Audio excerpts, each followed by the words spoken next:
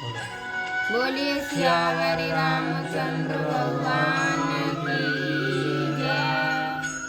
हनुमान जी महाराज की जय। श्री गणेश जी महाराज की जय। ठाकुर जी महाराज की जय।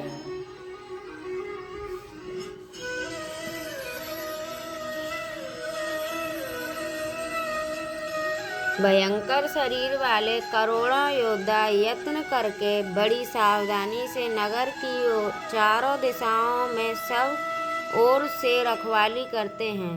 कहीं दुष्ट राक्षस भैंसों, मनुष्यों, गायों, गधों और बकरों को खा रहे हैं। तुलसीदास जी ने इनकी कथा इसीलिए कुछ थोड़ी सी कही है कि ये निश्चय ही श्री रामचंद्र जी के बाण रूपी तीर्थ में शरीर को त्याग कर परम गति पावेंगे। नगर के बहुसंख्य रखवालों को देखकर हनुमान जी मन में विचार किया कि अत्यंत छोटा रूप धरूं और रात के समय नगर में प्रवेश करूं। हनुमान जी मच्छर के समान छोटा सा रूप धारण कर नर रूप से लीला करने वाले भगवान श्री रामचंद्र जी का स्मरण करके लंका को चले। लंका के द्वार पर लंकिनी नाम की एक राक्षसी रहती थी। वह बोली, मेरा निरादर करके बिना मुझसे पूछे कहाँ चला जा रहा है? हे मूर्ख, तूने मेरा भेद नहीं जाना। जहाँ तक जितने चोर हैं वे सब मेरे आहार हैं। महाकपि हनुमान जी ने उसे एक घूंसा मारा, जिससे वह खून की उल्टी करती हुई पृथ्वी पर लुढ़क पड़ी। वह लंकिनी फिर अपने को संभालकर उठी और डर के मारे हाथ जोड़कर विनती करने लगी। वह बोली, रावण को जब ब्रह्मा जी ने वर दिया था तब चलते समय उन्होंने मुझे राक्षसों के विनाश की यह पहचान बता दी थी कि जब तू बंदर के मारने से व्याकुल हो जाए तब तू राक्षसों का संहार हुआ जान लेना। हे तात, मेरे बड़े पुण्य हैं जो मैं श्री रामचंद्र जी के दूत आपको नेत्रों से देख पाई।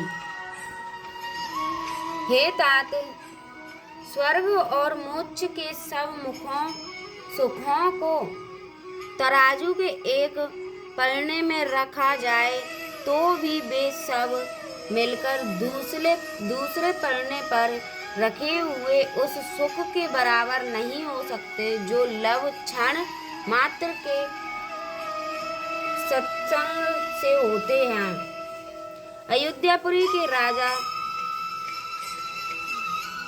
श्री रघुनाथ जी को हृदय में रखे हुए नगर में प्रवेश करके सब काम कीजिए।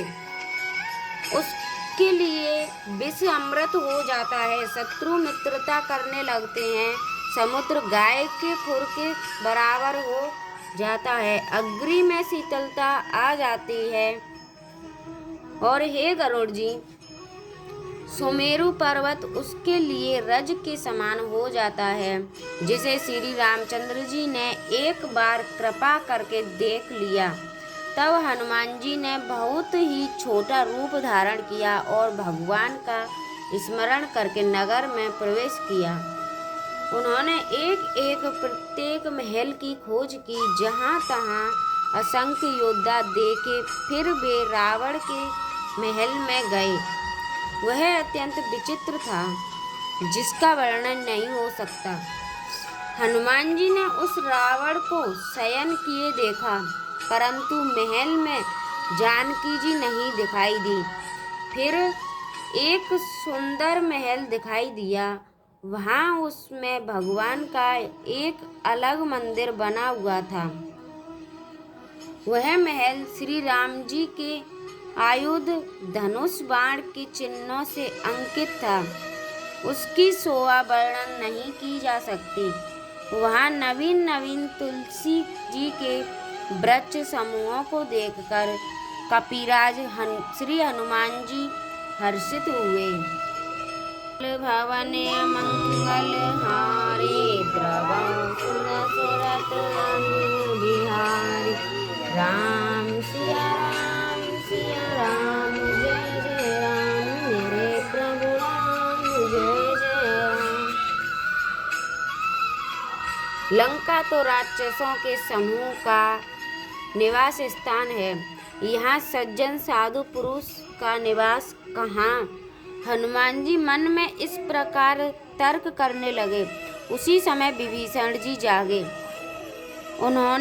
विभीषण जी ने राम नाम का स्मरण उच्चारण किया। हनुमान जी ने उन्हें सज्जन जाना और हृदय में हर्षित हुए। हनुमान जी ने विचार किया कि इनसे हट करके अपनी ओर से ही परिचय करूँगा, क्योंकि साधु से कार्य की हानि नहीं होती, प्रत्युत लाभ ही होता है।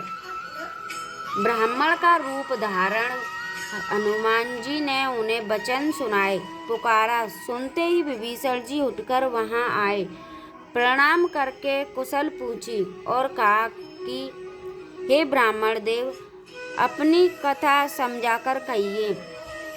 क्या आप हरि भक्तों में से कोई हैं? क्योंकि आपको देखकर मेरे हृदय में अत्यंत प्रेम उमड़ रहा है। अथवा क्या आप दीनों से प्रेम करने वाले स्वयं श्री राम जी ही हैं, जो मुझे बड़भागी बनाने घर बैठे दर्शन देकर कृतार्थ करने आए हैं। तब हनुमान जी ने श्री रामचंद्र जी की सारी कथा कहकर अपना नाम बताया। सुनते ही दोनों के शरीर पुलकित हो गए और श्री राम जी के गुण समूहों का स्मरण करके दोनों के मन प्रेम और आनंद में मग्न हो गए। विभीषण जी ने कहा, हे पवन पुत्र, मेरी रहनी सुनो। मैं यहाँ वैसे ही रहता हूँ जैसे दांतों के बीच में बिचारी जीव। हे तात, मुझे अनाथ जानकर सूर्यकुल के नाथ श्री रामचंद्र जी की क्या कभी मुझ पर कृपा करेंगे? मेरा तामसी राक्षस शरीर होने से साधन तो कुछ बनता नहीं और ना मन में श्री रामचंद्र जी के चरण कमलों में प्रेम ही है। परंतु हे हनुमान जी, अब मुझे विश्वास हो गया कि श्री राम जी की मुझ पर कृपा है, क्योंकि हरि की कृपा के बिना संत नहीं मिलते। जब श्री रघुवीर जी ने कृपा की है, तभी तो आपने मुझे हट करके अपनी ओर से दर्शन दिए।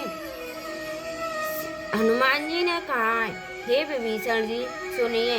प्रभु की यही रीति है कि वे सेवक पर सदा ही प्रेम किया करते हैं। भला कहिए, मैं ही कौन बड़ा कुलीन हूँ, जाति का चंचल बानर हूँ और सब प्रकार से नीच हूँ। प्रातःकाल जो हम लोगों बंदरों का नाम ले तो उस दिन उसे भोजन ना मिले। हे सखा, सुनिए, मैं ऐसा अधम हूँ, पर श्री रामचंद्र जी ने तो मुझ पर ही भी कृपा की। भगवान के गुणों का स्मरण करके हनुमान जी ने दोनों नेत्रों में प्रेमाश्रुओं का जल भर आया। जो जानते हुए भी ऐसे स्वामी श्री रघुवीर जी को भुलाकर विषयों के पीछे भटकते फिरते हैं, वे दुखी क्यों ना हो। इस प्रकार श्री राम जी ने गुण समूहों को करते हुए उन्होंने अनिर्वचनीय परम शांति प्राप्त की। फिर विभीषण जी ने श्री राम जी की श्री जानकी जी जिस प्रकार वहाँ लंका में रहती थी, वह सब कथा कही। तब हनुमान जी ने कहा, हे भाई सुनो, मैं जानकी माता को देखना चाहता हूँ। मंगल भवने मंगल हारे, द्रवौ सुर सुरत अजूर बिहारी। राम सिया राम जय जय राम मेरे प्रभु राम जय जय राम। राम जय बोलिए सियावरी रामचंद्र भगवान की जय।